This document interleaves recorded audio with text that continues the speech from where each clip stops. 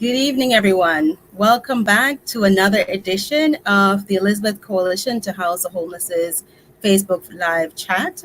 My name is Renee Smith, and I'm the Director of Development here at the Elizabeth Coalition to House the Homeless, and I'll be your moderator for this evening. The Elizabeth Coalition, for those who do not know, we serve the homeless and the near homeless here in Union County, New Jersey. We provide housing assistance in the form of rental assistance, transitional housing, permanent housing, and emergency shelter for families in need. We also provide a children's program with after-school tutoring and summer enrichment. If you or anyone you know is in need of housing assistance, please visit our website at theelizabethcoalition.org. Or if you would like to support our mission, you can also do that with a monthly donation at our website. Without further ado, I would like to introduce our panelists for today. Our first guest is Alana Vega, and she is the Kids Count Coordinator from Advocates for Children of New Jersey, ACNJ. Welcome, Alana. Hi, thank you. My name is Alana Vega, and I'm the Kids Count Coordinator at Advocates for Children of New Jersey. ACNJ is a statewide nonpartisan nonprofit organization, and we focus on a wide range of issues impacting children. But most recently, we've been leading the nonprofit effort to coordinate outreach for the 2020 census. So I'm looking forward to sharing some information with everyone today. Excellent. Thank you so much. Our next guest is Stan Naron, and he's a board member in the Elizabeth Public Schools here in New Jersey. Welcome, Stan. Good evening. Thank you for having me. My name is Stanley Naron, and I'm Commissioner on the Elizabeth Board of Education, as well as Director of Recreation for the City of Elizabeth. Bonsoir tout le monde. C'est Stanley Naron. Content que nous sommes avec nous après-midi. C'est Commissioner de l'Éducation comme hier.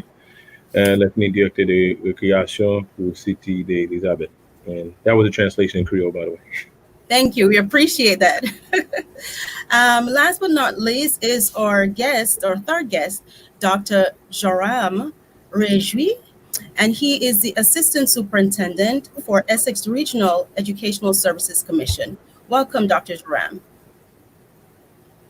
Hello, everyone. My name is Joram Rejoui. I'm the Assistant Superintendent for the Essex Regional Educational Services Commission. The Essex Regional Educational Services Commission provides an array of services for children in the Essex County area and the greater northern New Jersey area. In fact, we provide services in 12 counties in the state of New Jersey. And among those services is the Homeless Education Program, where we advocate on behalf of homeless children in the region, and also providing supplemental services for homeless children and youth in the area. And it's my pleasure to be here. Thank you so much. So today, our topic of discussion is in line with the census conversation with regards to the 2020 census and the future of education post-pandemic. COVID has impacted the world in numerous ways, and today we're going to focus specifically on education and the impact it has had and what we can expect for the new school year in the fall. And before we officially start, I just want to let our listeners know that if you have any questions or concerns, you can put them in our live chat, and we will be sure to answer them or try to answer them in the time frame that we have. And we'd also like to give you a shout out. And also, this week we are talking about the census, so we want to make sure that you have signed up for the census. So if you haven't, you can visit their website at my2020census.gov. Or you can call the numbers on the screen. They have a variety of numbers that relates to your language of choice. And also, if you have received the census in the mail, please fill that out as well. Last week, our last broadcast, we had a census challenge where we offered up a swag bag, a bag of stuff, and we wanted to announce our winner, who is Miss Delia Ware Tibbs. She is our winner of our swag bag. She filled out her census, And if you look on the right, you can see some of the census items. We have notebook, pen, pencil, we have a water bottle, and of course the bag. So if you have filled out your census, please leave us a little note in our chat that you have done so, and we will be sure to get that swag bag over to you. Again, my2020census.gov. Without further ado, I'm going to let's start our session today. And Miss Alana, can you just give us an idea of how the census affects funding for childcare? Sure. So the census counts, so the number of people that are counted in the census are used to allocate funds for a number of different important federal programs, one of which happens to be the Child Care and Development Block Grant, also known as the CCDBG funding. But beyond that, so that impacts childcare very directly, but beyond that, census counts are used to allocate funding for a variety of programs that impact the families and the children that child care centers serve. So this includes programs like Medicaid and the Children's Health Insurance Program, which are of the utmost importance during a pandemic like the one we find ourselves in, but also programs like WIC and SNAP and TANF that families rely on increasingly during a pandemic as well. Okay. And in line with that, can you, Stan, explain to us how, from the school's perspective, how Elizabeth public school system has been affected by COVID and how you've adapted to everything that has happened so far and how it has affected the children overall? So just to give you an overall perspective on the city of Elizabeth and dynamics of the city of Elizabeth, we have a population of 29,000 school children, 4,000 employees, and about 30 school buildings. So it's a rather large school district that is oftentimes categorized as a district that's overcrowded as an urban district.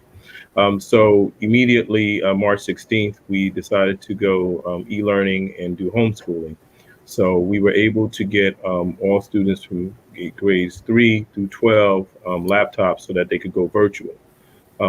The impact that I believe was one of our greatest challenges is everybody being able to have Wi-Fi services. We were able to get an in-kind donation from Altice. Altice provided Wi-Fi to all the homes, but there are some homes in some areas in our community that were not able to, there were some glitches and challenges that came along the way with that. And so what we've been doing since March 16th is really trying to establish the equity when it comes to the technology and the online format that we've had to go through when it comes to homeschooling. When it comes to pre-K through second grade, we were doing packets for them, educational packets that were being sent to the homes so that children can keep up with their lessons. This put a lot of onus on the parents, which was very challenging. I think the parents had an opportunity to see what it's like to do the day-to-day instruction of youth at home, which isn't easy. This, I believe, not only impacted the overall population, but also took a major impact to our special needs populations, which have some, different needs to meet their standards and to help them through the educational process. Not easy. It was a very arduous process that we're working on. Now, we have constantly been assessing the process to see how we can improve to prepare a future of what the new normal will look like. But I think that this was a great crash course for many districts, especially the city of Elizabeth, in preparing themselves. School buildings were closed, so all staff pretty much worked virtually, and we had a shift schedules for support staff that were coming in, because we also provided a special lunch program and food distribution program, a grab and go program for our students in the district. So parents were able to come do a grab and go so that we could do food distribution throughout the community. We had several locations throughout the city to cover our 6 wards here in the city. Okay. And I know that's probably one of the biggest challenges we have right now.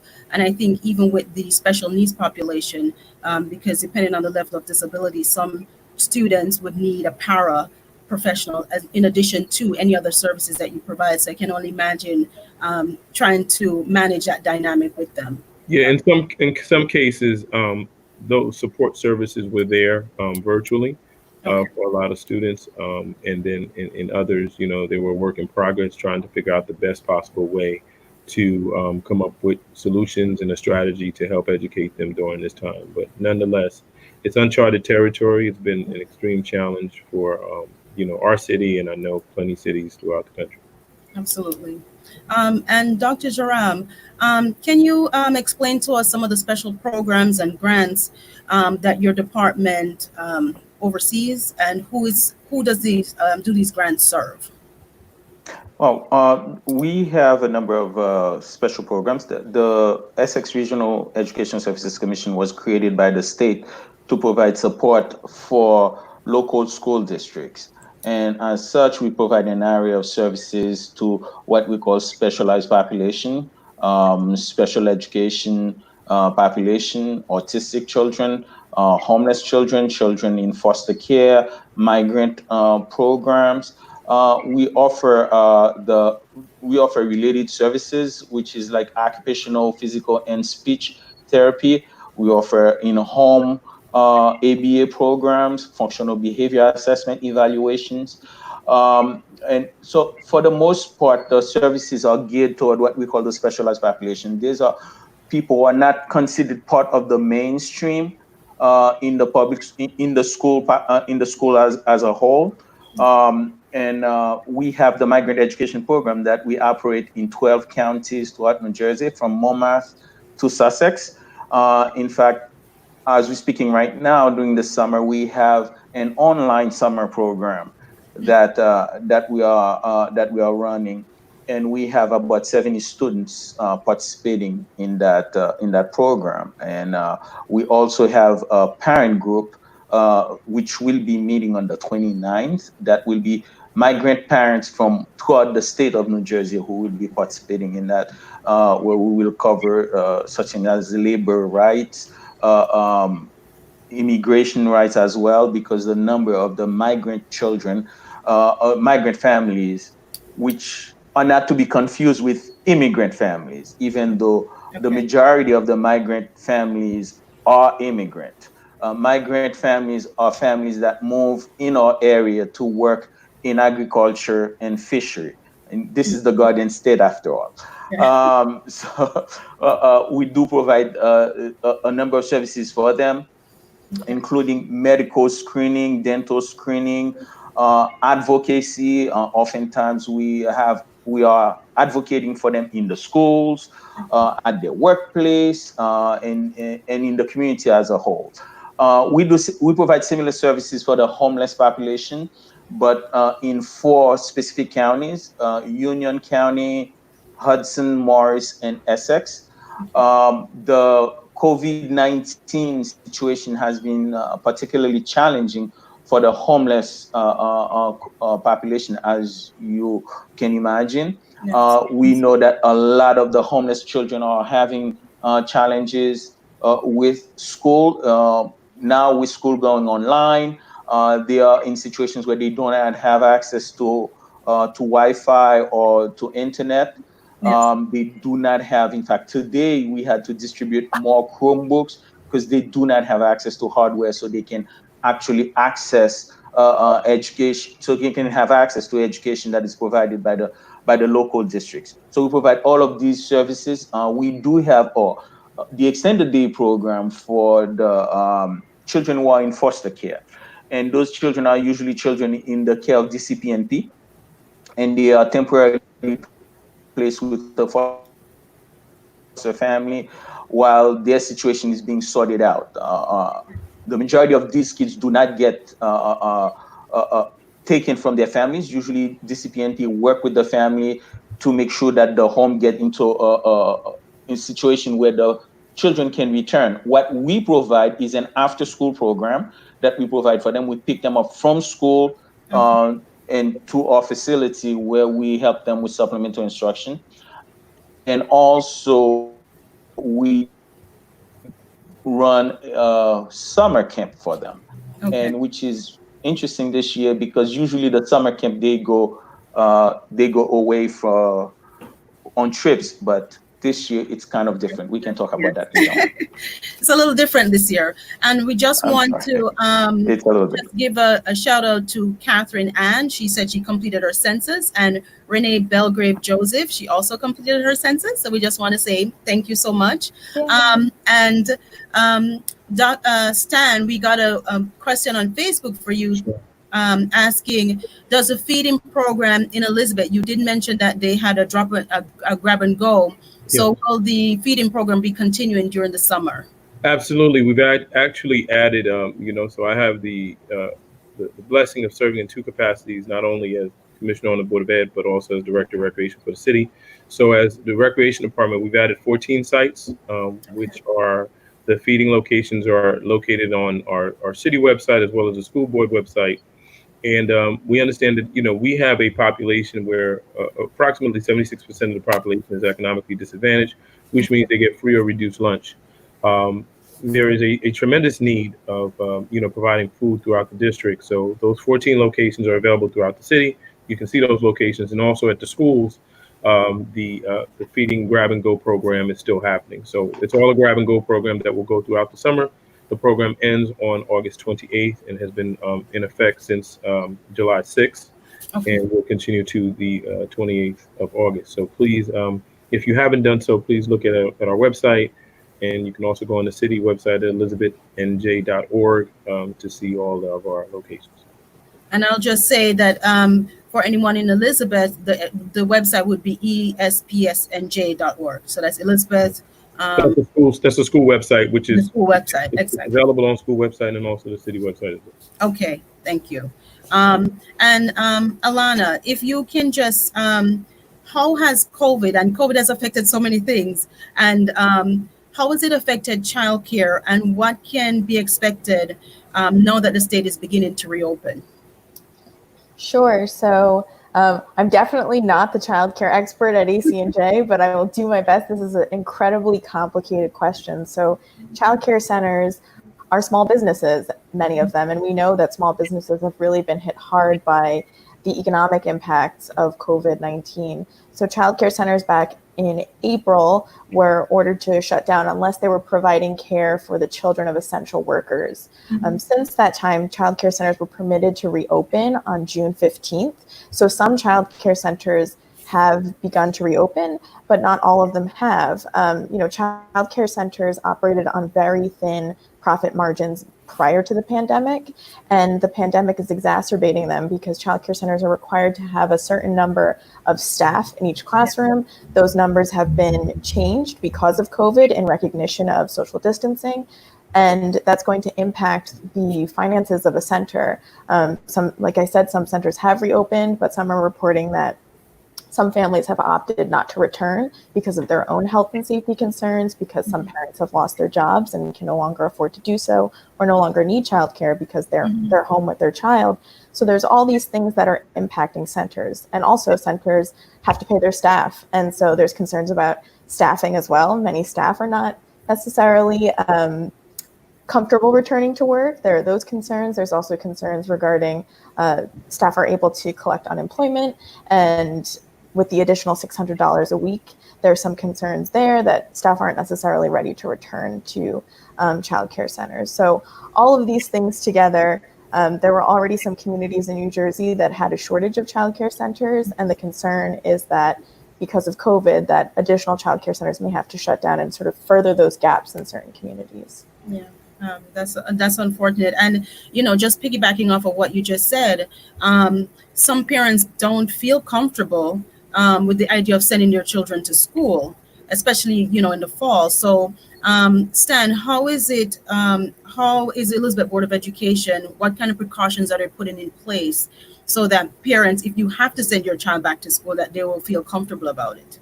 Well, first and foremost, let me just say this. I think that we can't just say, hey, we're going to reopen. There's a lot of recommendation coming from the federal government and state that we should reopen. I think the first step that we're taking as a school district is we're assessing the parents, we're assessing the community, we're assessing our instructors, because it's no sense in sending kids back to school when you don't have the instructors to be there. The instructors have to be, the teachers and staff have to feel safe to want to come back. And the once that's established, then we have to put other measures in place to reduce the risk Yes. of what's happening. Because here's the reality: nothing has changed since March when it comes to the actual pandemic itself. We may have flattened the curve, but the risk of the pandemic and the COVID-19 is still out there, and people are still able to get it. So what we have been doing, the steps that we've taken, is really assessing the parents, talking to our teachers union, talking to doing surveys to find out how the homeschooling worked for parents and the students and how they felt the outcomes were. We're assessing the attendance rates. We're looking at all the numbers. And our early numbers indicate that a lot of parents don't feel comfortable. Okay. Um, Yeah. and it's going to be, we are going to have to follow guidelines. So if the state is requiring for us to reopen and the federal government is imposing that to happen, then it's going to be something that we take some careful steps in doing so. But I think it's all in stages. Yes. And if there is an option that I think is going to save school districts throughout the country and throughout the state, that some governors and are putting in the guidelines, especially Department of Education, saying you have to afford parents the opportunity to do homeschooling. So with that being said, if a lot of parents choose the homeschooling, it will then reduce the amount of students who attend the school system. So the parents who have to send their kids to school, because you have a reopening of jobs and reopening of just business where parents have to have a place to send their kids. Right. So if you have a group of parents where the community is divided, you have a set of kids that are doing homeschooling, and then you have a group of kids that must go to school. I think you're going to drastically reduce the amount of kids in school, which is then going to help with the ability to create social distancing, because that's the challenge. How do we Yes. social distance kids from pre-K to 12th grade? When they're so used to interacting and having in close contact human connection. So that are some of the challenges. I don't think any of us have that answer yet, Right. but it's an ongoing work in progress for us to continue moving towards that plan. As I'm speaking to you now, we're preparing to go into a board meeting where we're going to meet with a panel of doctors that are going to really talk about the risks, the precautions that need to be taken, and everybody getting screened, tested, looking for either the virus or antibodies, and making sure that everybody is getting screened. And I think that is one of the best ways to really put everybody at ease, is to start screening everybody and make sure that everybody really understands, the environment that they're coming into, and then follow the other guidelines, the mask, precautions that need to be taken when wearing a mask, because you can't wear a mask all day long, because there are some positive and negative effects to that, Right. and the necessary steps in washing your hands and constantly making sure that we have all the support staff in place to make sure that we sanitize and clean all facilities, and make sure that everybody feels comfortable about the environment. Absolutely. And one of the things is, it's like there's no cookie cutter solution. There's no Yeah, one size fit all. exactly. It's not okay, this is what everybody's going to do. We have 500 over 500 school districts in New Jersey alone. And I'm sure every district is going to have some variation of some idea of what they would like to put forward. So I can't Especially your larger school districts. Your larger school absolutely. districts are faced with a tremendous challenge. And busing And and things like that. oh my goodness, busing That's huge. is a huge challenge. Yes. You have a 54 passenger bus that's only going to be able to take 11 students. Yes. So that's going to increase your bus routes, and that's going to impact the budget, which is to some degree unrealistic. Yes. To really try to multiply your bus routes to that degree. There are going to be some other options that are going to be that are going to have to be presented on the table, and some other guidelines are going to have to change. As when you change policy in one area, you're going to have to change it in another. Absolutely. So it's something that I think we have to work in a concerted effort with the federal, state, and local um, legislators to make the necessary change and to be able to move forward. Absolutely. And Dr. Joram, there was a question from Facebook, and someone wanted to know, is the program for migrant families virtual? And if so, would you be able to share that link with others so that they would be able to join if possible? Right. Well, the program is virtual. Unfortunately, it is limited only to migrant families that have been identified. And so it is not open to the general public. Okay. All right. Thank you for that.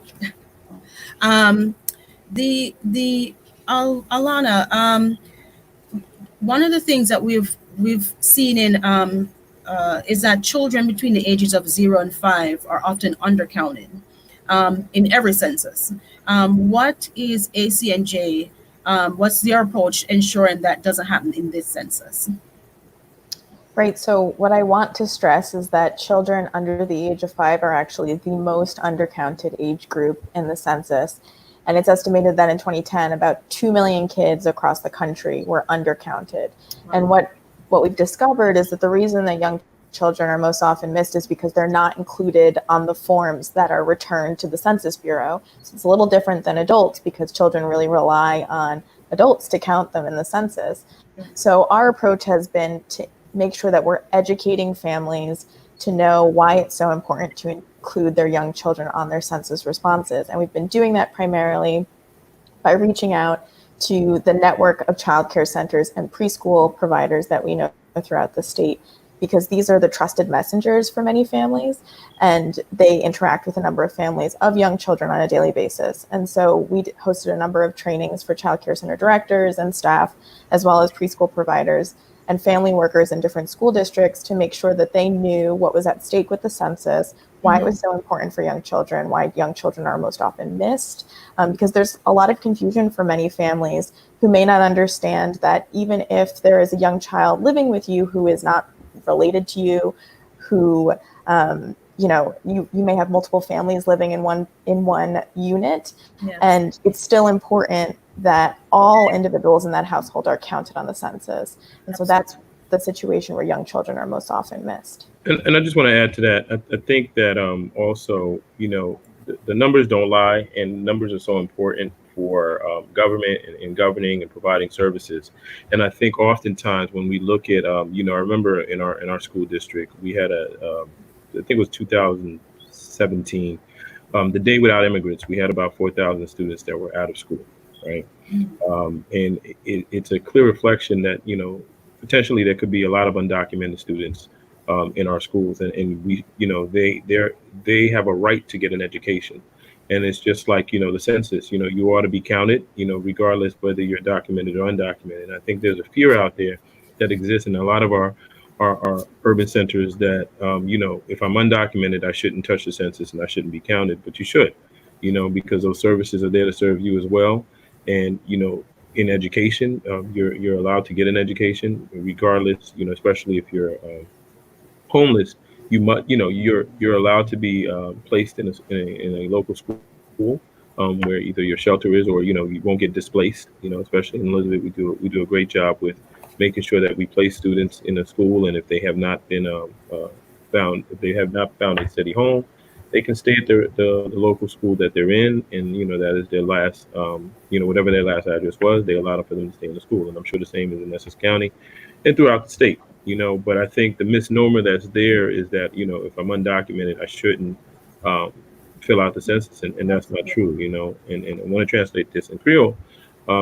Depuis où est que ou pas américain ou pas gen papier, la fini ou connaît que ou paie pour fil papier pour census. C'est pas bagay pour faire parce que c'est pas bagay qui affecté ou côté ou al déporté ou peut-être fil papier. C'est pas bagay qui pour nous prendre précaution pour ça. Nous ka fil papier parce que c'est important pour nous compter toute famille, tout le monde qui dans cas.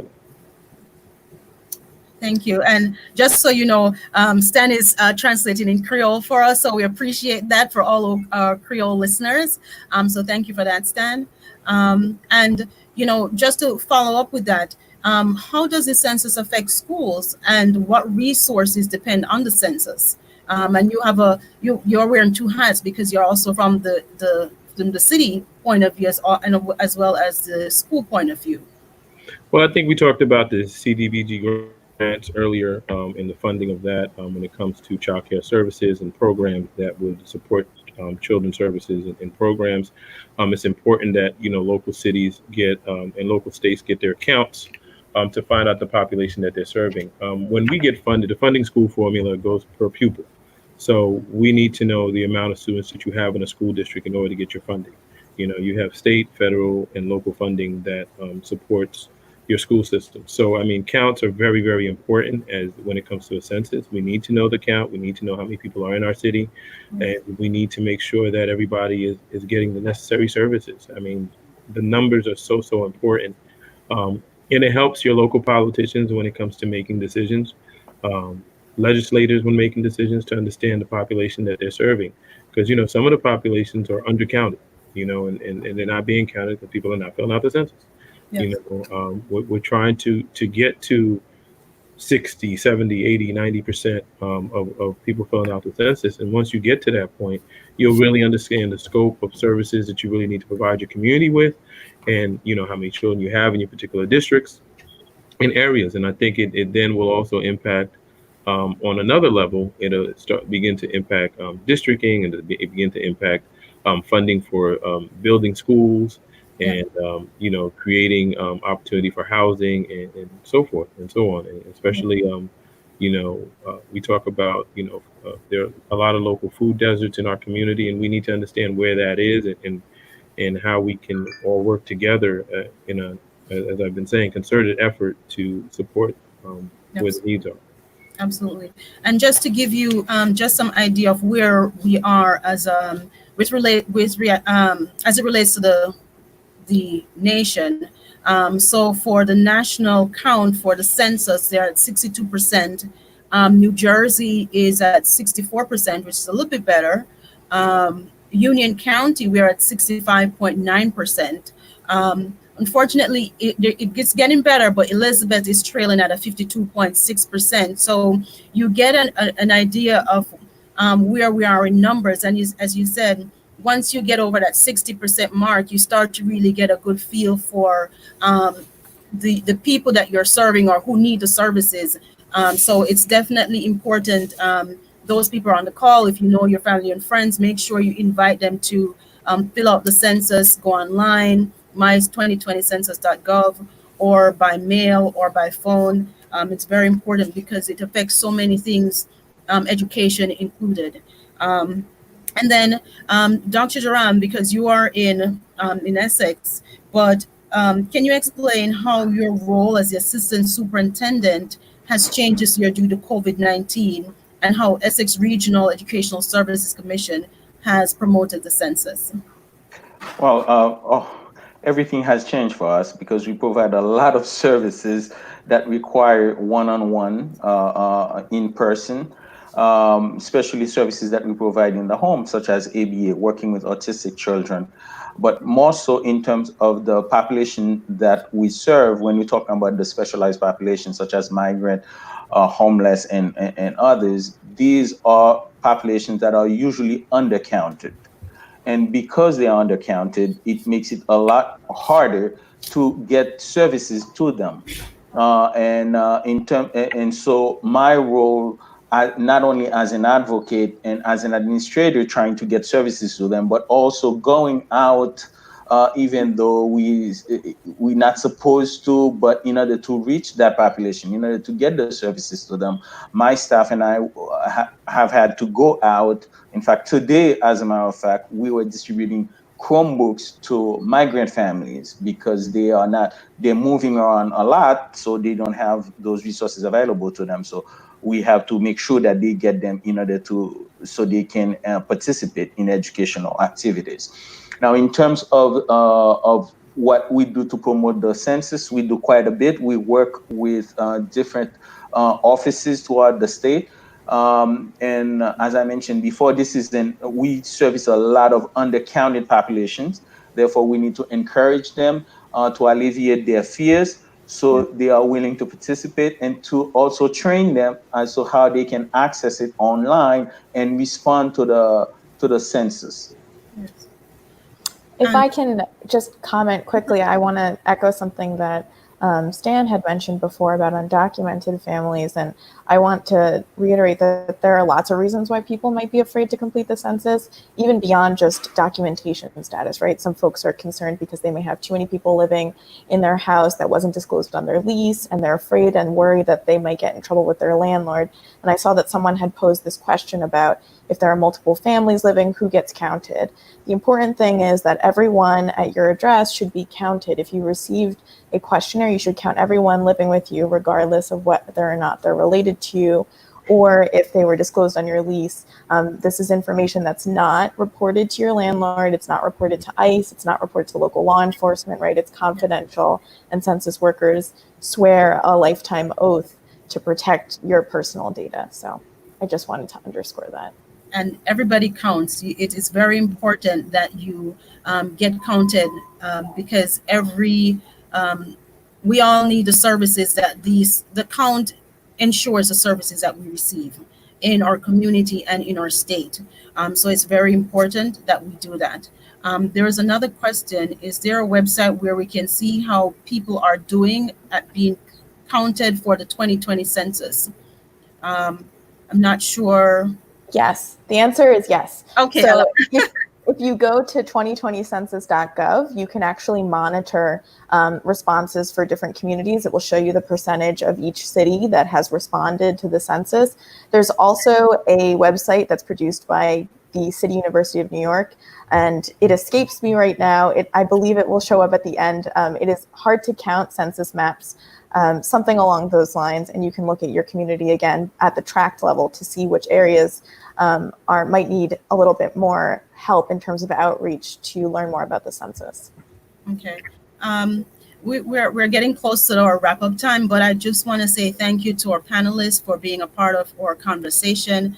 This whole COVID pandemic has really put us on our ear as it relates to education. I know there's so many conversations right now that are being had about what will happen in the fall. Will the kids go back to school? Will they stay home? What version of will it look like for the fall? Half day, full days, online, in person. There's so many questions to be answered. We have more questions than answers at this point. Sure. But we really thank you for your sharing and giving some insight into childcare providers and the public school system, and also Dr. Jerome for migrant families and people who are disadvantaged, if you will. So we really thank you for being here. And if you would like further information from each of our panelists here, for Dr. Stan, we have www.espsnj.org. And from Dr. Jaran, we have www.eresc.org. And Alana, we have acnj.org. And just to remind you that the census, if you need to fill out the census online, you go to my2020census.gov, or you can call in to the numbers that you will see on the screen. Or if you received it by mail, please complete the census. This count lasts for 10 years. We can't even imagine what's going to happen tomorrow, much less another 10 years from now. So we encourage you to fill out the census. It's very important. So many things are impacted by the numbers that we receive. So we ask you to stay tuned. We have a lot more information that we're going to share in the coming weeks with regards to the census. We have new guests each time, and we have wonderful guests who are here with us. And again, we want to remind you to follow up with your family, friends, your neighbors. Make sure if they haven't already filled out the census that they completed, because this will ensure sufficient funding for our communities for the next 10 years. And it's safe and confidential, just so you know. And information about the coalition.org. You can connect with us on Twitter at ECCH Outreach, Instagram, Elizabeth Coalition, Facebook, Elizabeth Coalition, on YouTube, Elizabeth Coalition. And if you need to, well, right now our offices are closed, but if you need to see us in person when COVID is over, our address is 118 Division Street, Elizabeth, New Jersey, 07201. If you need to contact us, you can call us at 908-355-2060, extension 301. Someone will be sure to get back to you. If you need to email us, info@theelizabethcoalition.org. And if if you or anyone you know is in need of housing assistance, please visit our website at theelizabethcoalition.org. We are here to help you and to provide you with the services that you need. Again, thank you, and we look forward to seeing you again soon. Take care and be safe. Thank you. Take care. Okay. Thank you. Take care. Bye bye.